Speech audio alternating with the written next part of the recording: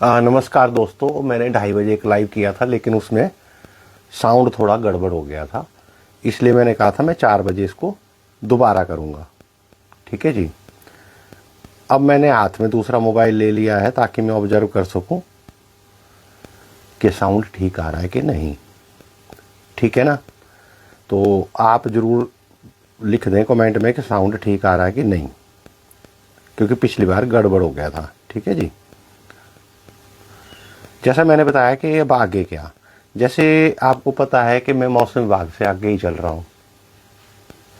ठीक है ना। पिछली बातें मैं ज़्यादा रिपीट नहीं करना चाहता, लेकिन मैंने अगस्त महीने के एंड में ये कह दिया था 9 सितंबर, फिर 9 से बढ़ा के 15 किया, 15 से बढ़ा के 20 किया, 20 से बढ़ा के 25 किया सितंबर। अब 25 से बढ़ा के इसको 5 अक्टूबर की तक बढ़ा रहा हूँ मैं ये। ठीक है जी। तो 5 अक्टूबर तक ये चीज़ें अब बढ़ा रहा हूँ कि 5 अक्टूबर तक हमारी वेदर कंडीशन ऐसी ही रहेगी। ठीक है ना। साउंड ठीक है। अच्छा, पिछली बार ऐसा हुआ ना, वो दूसरी टी शर्ट पहनी थी तो ऊपर लगाया था तो गले के साथ वाइब्रेशन लेता तो उससे साउंड गड़बड़ हो जाता है। ठीक है ना। तो जैसे मैंने पहले तो एक चीज बताना चाहता हूं कि ये समय राजनीतिक विरोध या आलतू फालतू चीजों का नहीं है। ठीक है ना। क्योंकि आलतू फालतू चीजों में हमने सिर्फ अपना घर बचाना है, अपनी संपत्ति बचानी है। आप ये सोचिए, ये चाहे फिर विश्वास है, चाहे अंधविश्वास है, चाहे विज्ञान है, इन पचड़ों में मत पड़िए। क्योंकि ऐसा हुआ, मैं दोबारा वो घटना बताना चाहता हूं। मैं देखो कि हर किसी का नाम नहीं लेता हूं मैं, हर एक बंदे की प्राइवेसी होती है, लेकिन जिनके साथ ओपनली बात है, सोशल मीडिया पे ओपनली लेख लिख रहे हैं, एक दूसरे के खिलाफ, एक दूसरे के साथ संवाद कर रहे हैं, वो लोग भी पढ़ते हैं, तो उनका नाम लेने में मैं पीछे नहीं। हाँ ठीक है, किसी का अगर प्राइवेट मैसेज में है कुछ है तो वो नाम सामने नहीं लेता मैं किसी के भी। जिसमें 2 उदाहरण बताना चाहता हूँ।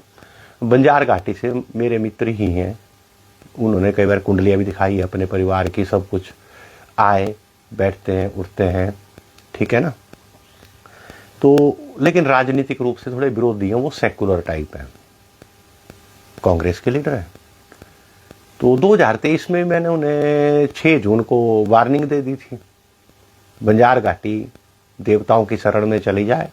2023 की आपदा की बात है, ये भयंकर आपदा आने वाली है।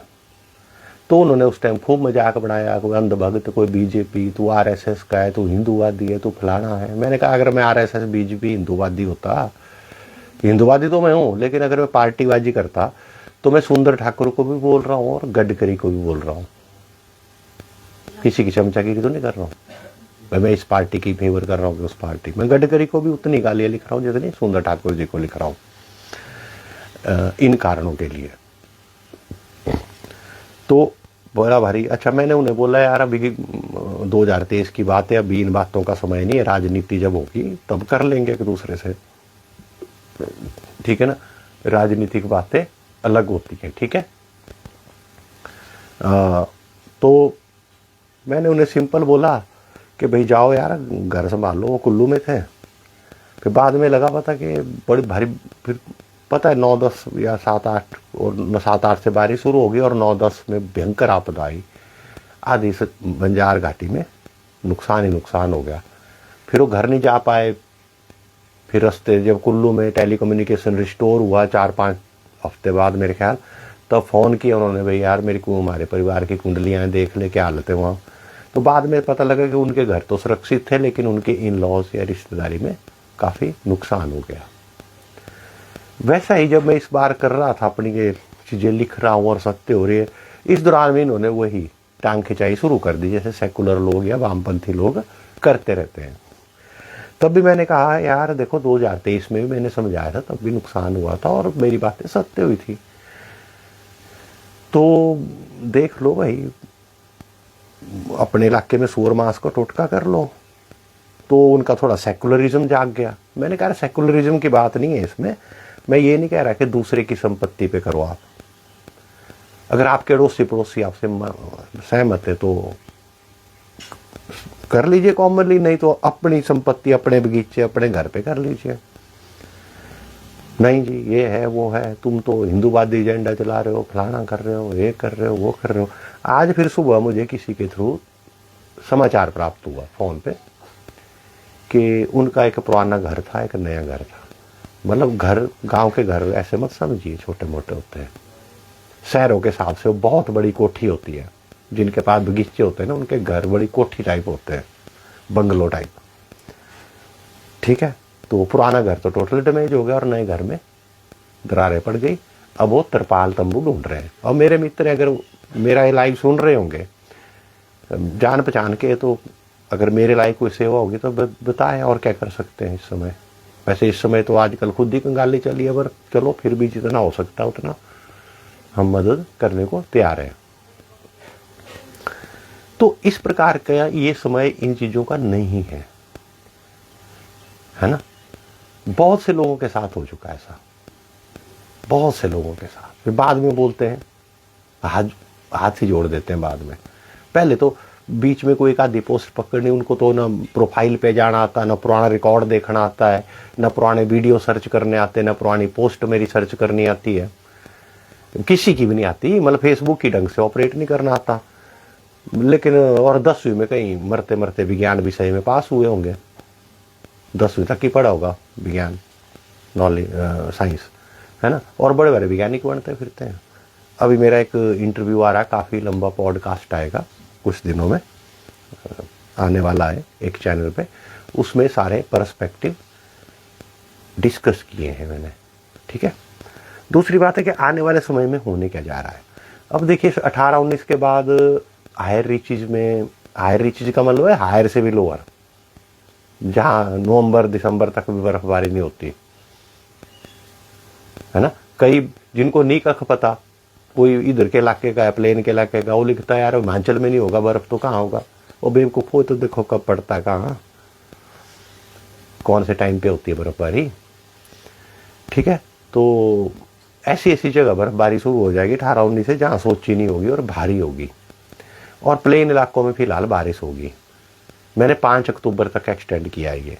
अब मैं कौन होता हूँ, जैसे जैसे ध्यान किया जाता है, जैसे जैसे चीजें की जाती है, उस हिसाब से आगे आगे चीजें पता लगती हैं और मैं लिख देता हूँ। मेजर समरी तो मैं बड़े पहले लिख देता हूँ, महीना पहले बता देता हूँ।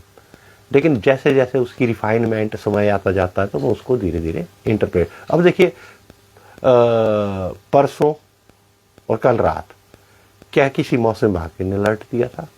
क्या स्टेट डिजास्टर मैनेजमेंट ने कोई अलर्ट दिया था? क्या कि प्रशासन ने किसी ने कोई अलर्ट दिया था? नहीं दिया था। लेकिन कितने डैमेजेस हो गए? कौन है इसके लिए जिम्मेवार? जो मौसम विभाग या जो बड़ी बड़ी यूनिवर्सिटियां हमारे मौसम पे रिसर्च करती हैं, प्रिडिक्शंस करती हैं, जिनके पास करोड़ों के फंड है, अरबों के सैटेलाइट्स हैं, अरबों का इंफ्रास्ट्रक्चर है, वो करते क्या है? क्या उनका दफ्तर 5 बजे बंद हो जाता है? फिर उसका मरे जी है? क्या इन डिपार्टमेंट्स की जिम्मेवारी नहीं है अर्ली वार्निंग सिस्टम देने की? देता है कोई? हाँ, कभी कभार मौसम विभाग कुछ लिख देता है, डीसी ऑफिस उसका पोस्टर बना के दे देता है, रेड अलर्ट है जी, बात खत्म हो गई, है ना। करोड़ों अरबों के फंड्स हैं, स्पेसिफिक डिपार्टमेंट है यूनिवर्सिटीज में, स्पेसिफिक डिपार्टमेंट्स हैं, करोड़ों रुपए रिसर्च पे खर्च करते हैं, IITs हैं, फलाने हैं, ढमकाने हैं। वो करते क्या है? क्या जनता के लिए, आम जनता जो पिस रही है इस त्रासदी में, मैं नहीं बोलता भाई त्रासदी है नहीं रोकी जा सकती, किसी के बस का नहीं है रोकना, लेकिन अगर आदमी को वार्निंग मिल जाती है समय से, तो कम से कम वो पड़ा कैश, ज्वेलरी, जरूरी डॉक्यूमेंट्स, कपड़े लेके इधर से उधर तो हो जाता है थोड़ी देर के लिए। अब मेरे को बड़े बड़े मैसेज आते हैं कई लोगों के कि जी आपका लाइव सुना या आपका ये देखा कि आपने बताया कि ऐसा जैसा, तो हमारा घर ऐसी जैसी खतरे वाली जगह पे थे, हम निकल लिए, बच गए। कईयों के तो घर चले गए, लेकिन आदमी तो बच गए कि नहीं, समा थोड़ा बहुत कैश ज्वेलरी तो बच गया कि नहीं? नहीं तो बिल्कुल नंगे, जो कपड़े पहने उन्हीं के साथ। ठीक है, बाकी रिलीफ कैसा मिलता है हिमाचल में वो तो पता ही है सबको, ठीक है कि नहीं। अब 5 अक्टूबर तक तो ऐसी स्थितियां जारी रहेगी, फिर समय टू समय में बताता रहूंगा। अभी जैसे मैं आज का बता रहा हूं, आज का मैंने लिख भी चुका हूं कि शाम के टाइम से शुरू हो सकता है कार्यक्रम, कई जगह हो भी चुका। अच्छा, जो नेगेटिव कमेंट लिखते हैं ना, उनको चाहिए कि बाकियों के कमेंट भी पढ़ ले कि बाकी क्या लिख रहे हैं। जैसे मैं लिखा भी फल ऐसा हो सकता, तो थोड़ी देर बाद बंदा लिख रहा है कि हाँ जी वहां बारिश शुरू हो गई बारी, या वहां ऐसा हो गया, वहां ऐसा हो गया, है ना। कि तब भी मानना उन लोगों ने कि जब उनके सिर पे बादल फटेगा। भाई जब तक सिर पे अपने बादल नहीं फटेगा तब तक वो उनके लिए ये झूठ है। और भाई इतनी 2023 में 2023 से लगातार लगा हूं, हर बार थोड़ी तुक्का लगेगा। अच्छा, दूसरी बात है, हजारों मैसेज आते हैं मैसेंजर में, दिन के हजारों मैसेज। एक मैसेज का जवाब देने में अगर 10 सेकंड लगूं तो अगला प्रश्न पूछ लेगा 10 सेकंड, उसमें 10। मैंने कहा कि मैं 25 तक अभी कोई ना कुंडली देख रहा हूं, ना मेरे घर में आए कोई, ना मुझसे, मैं जवाब नहीं दे रहा हूं, भी बाद में दूंगा, पर धीरे धीरे करूंगा ना सबका। अब ऐसा थोड़ी भी कि एक दिन में ही जा रहा था भी निपटा दूंगा, ऐसा संभव थोड़ी भी होता। और दूसरी बात है कि दूसरी बात है, कोई भी सनातन ज्ञान की बात करेगा, उसको विज्ञान के रूप में समझाने का प्रयास करेगा, तो लोग उसको चमत्कार समझ लेते हैं। भाई एक बाबा है जी, बैठा हुआ है, बस हाँ बेटा ये हो जाएगा, तू आलू खा ले, तू समोसा खा ले, तू पकौड़े खा ले, तेरा ये हो जाएगा। ऐसा थोड़ी भी होता, वो तो फ्रॉड है, वो सारा कुछ फ्रॉड सिस्टम है। बेसिकली ज्योतिष भी एक विज्ञान है, ये पुराणों से ये चीजें निकालना ये भी एक विज्ञान है। इसमें मेहनत लगती है, रात रात तक पढ़ना पड़ता है, घंटों घंटों स्टडी करनी पड़ती है, तब जाके रिजल्ट सामने आते हैं, मेहनत से होता है। It is a science, it is not एक कोई मिराकल नहीं है, चमत्कार नहीं है, ना अंधविश्वास है, ठीक है। और कुछ एक मीडिया हाउसेस, और कल इन हिमाचल चैनल है एक, अच्छा मेरे खिलाफ हर कुछ लिख रहा है, तो मैंने उसे लिखा भाई मेरे तू आ जा सामने, क्योंकि देखो ना हर आम बंदे को नहीं लिखता मैं, जो एक मीडिया हाउसेस हैं जो पब्लिक में एक इन्फ्लुएंस क्रिएट करते हैं, या सोशल मीडिया इन्फ्लुएंसर है जिनसे और लोग इन्फ्लुएंस होते हैं कि नैरेटिव स्थापित होता है, अगर वो लोग ऐसा करते हैं तो उनसे मैं भिड़ जाता हूँ।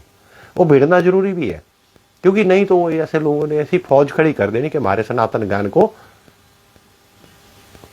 अंधविश्वास फलाना ढमकाना, नेगेटिव रूप से हमारे सनातन ज्ञान को प्रचारित कर देना है, ठीक है। तो उन लोगों की मुंडी पहले ही काटनी पड़ती है। मैंने कहा यार तू आ जा भाई, कि किस तरीके से तूने बात करनी है, विज्ञान के तरीके से करनी है, मौसम विज्ञान के तरीके से करनी है, भौतिकी के हिसाब से करनी है, फिजिक्स के हिसाब से करनी है, जियोग्राफी के हिसाब से करनी है, कैसे करनी है, सामने है ना। पीठ पीछे मोहल्ले की बुआ बन के बुराई करने में क्या, पीठ के पीछे बस अपनी पब्लिसिटी के लिए मोहल्ले की बुआ बनी है, तो मीडिया हाउस हो। अच्छा, तीसरी बात जो असली बात है, ये नोट कर लीजिए, आज 19 सितंबर को कह रहा हूं मैं, हो सकता है ये बात विज्ञान वाले, बड़े बड़े डिपार्टमेंट वाले, मौसम वाले इसको 2 महीने बाद कहना शुरू करें। फिलहाल जो हिमाचल उत्तराखंड में बारिश हो रही है, इसमें सिर्फ 5-10% योगदान है ये मानसून का या वेस्टर्न डिस्टर्बेंस का, ठीक है ना। ये बारिश मानसून से 5-10% को छोड़ के, ठीक है, जो छुटक पुटक जैसा मौसम विभाग था उनको पता ही नहीं लग रहा, क्योंकि तो सैटेलाइट इमेज देखेंगे, हवा देखेंगे, फलाना देखेंगे, प्रेशर देखेंगे, कहां से बादल आ रहे हैं, कहां से नहीं आ रहे, उनको पता ही नहीं लग रहा कहां, उनको परेशान है कि बादल आ तो आ कहां से रहे। हम तो मौसम साफ लिखते हैं और यहाँ तो रेड अलर्ट अपने आप हो जाता है, हम लिखते हैं ग्रीन जोन है। और कल मैंने दसर का घाट के एक पत्रकार का लाइव देखा, वो भी कह रहा था भाई आज मैं मौसम रिपोर्ट देख रहा था, हम ग्रीन जोन में हैं और यहाँ तो तबाही मची हुई है। आई थिंक कोई चैनल है, नाम नहीं ध्यान आ रहा है, सरका घाट से लाइव कर रहे थे पत्रकार कोई। तो सही बात है भाई, क्योंकि मौसम विभाग अपने तरीके से चला हुआ है, वो तो मानसून को देख रहा है, वेस्टर्न डिस्टर्बेंस को देख रहा है, अल नीनो को देख रहा है, वहां से तो कुछ आ नहीं रहा, लेकिन यहां तो एकदम से बादल आ रहे हैं और फटे जा रहे हैं। कहां से आ रहे हैं? तो मैं आज इस बात को डिक्लेयर करता हूं, जैसे मैंने ये कहा था कई टाइम पहले, बाद में फिर मौसम विज्ञान विभाग ने भी कहना शुरू कर दिया कि इस साल जो है इतिहास में पहली बार मानसून तिब्बत पहुंच गया। लेकिन मैं बता रहा हूं मानसून नहीं पहुंचा। मैंने लिखा था भस्म कर दैत्य तिब्बत जाएगा, पहुंच रहा है, महीना पहले लिख रहा था मैं, उनसे मौसम विभाग के विज्ञानों से महीना पहले। ठीक है, वो अलग प्रकार के बादल थे जो आजकल बरस रहे हैं। वो बादल कौन से हैं? वो बादल न मानसून से आ रहे हैं, न वेस्ट इंडीज से डिस्टर्बेंस से आ रहे हैं, वो ऑटोमेटिकली उत्पन्न हो रहे हैं हमारे कैलाशों से, मतलब जिनको हम शिव के स्थान मानते हैं। ये इसका एरिया है हमारा मणिमेष से लेके अमरनाथ तक का, कश्मीर में। इस हिस्से में ये अपने आप उत्पन्न, यहीं से उत्पन्न हो रहे हैं और यहीं से ही पूरे हिमाचल में फैल रहे हैं और उत्तराखंड तक जा रहे हैं, उत्तराखंड में भी नुकसान कर रहे हैं। ठीक है, तो ये बादल जब मैं कई पोस्ट में लिखता हूं कि शंखचूड़ के दैत्य सैनिक मणिमेष से या धौलाधार रेंज में छुपे हुए हैं, या वहां से आ रहे हैं, ये मंडी होते हुए फलानी जगह को जा रहे हैं, ये कुल्लू होते हुए किन्नौर की तरफ को निकल रहे हैं, फलाना हो रहा है, लिखता हूं ना। तो इसका अर्थ यही होता है।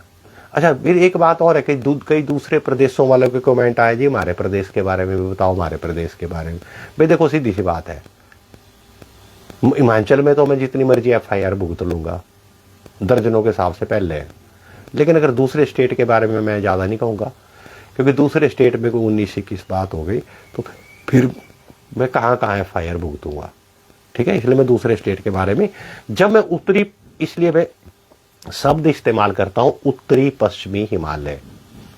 तो उत्तरी पश्चिमी हिमालय में समझ लीजिए उत्तराखंड भी आ गया, हिमाचल भी आ गया और कश्मीर, जम्मू कश्मीर भी आ गया, और हिंदू कुश पर्वत श्रेणी अफगानिस्तान तक पाकिस्तान बॉर्डर पे वो भी आ गई। तो मैं उत्तरी पश्चिमी हिमालय जब लिखता, देखो किसी चीज में हिमाचल लिखता हूँ, किसी चीज में उत्तरी पश्चिमी हिमालय लिखता हूँ। जब मैं उत्तरी पश्चिमी हिमालय लिखता हूँ तो उस अपने आप मतलब समझ लीजिए उसमें उत्तराखंड भी है, जम्मू कश्मीर भी है। ठीक है, ताकि मैं स्टेट का नाम पर्टिकुलर नहीं लिखता। तो ये बादल अच्छा क्यों पैदा हो रहे हैं, वो तो कहानी वही है, क्योंकि ये पूरा उत्तरी पश्चिमी हिमालय क्षेत्र जो है वो हमारे पौराणिक ज्ञान के अनुसार, शिव पुराण के अनुसार, बाकी पौराणिक को लोग मतलब जो पौराणिक कथाएं होती हैं पुरानी है बेसिकली, उनके अनुसार ये जलंधर दैत्य की डेड बॉडी, और जलंधर दैत्य मतलब जल का दैत्य, मतलब भगवान शिव ने समुद्र से, समुद्र में था ये इलाका पहले डूबा हुआ, यहीं से उभरा है उत्तरी पश्चिमी हिमालय, मतलब पूरा हिमाचल, लेकिन मैं सिर्फ उत्तरी पश्चिमी हिमालय की बात कर रहा हूं। तो जब भगवान शिव ने इसको निकाला तो उन्होंने जल को यहां से भगा दिया, या जल को जमीन में दबा दिया। जल को कहां दबा दिया? जमीन में। जमीन में ऊंचे पहाड़ों के नीचे कई जगह ग्लेशियर दबे पड़े हैं, कई जगह पानी के बड़े बड़े भंडार हैं। ठीक है कि नहीं, बड़ी गहराई में। अब जैसे मणिकर्ण में गर्म पानी निकलता है तो कहां से निकलता है, कितनी गहराई से आता होगा वो।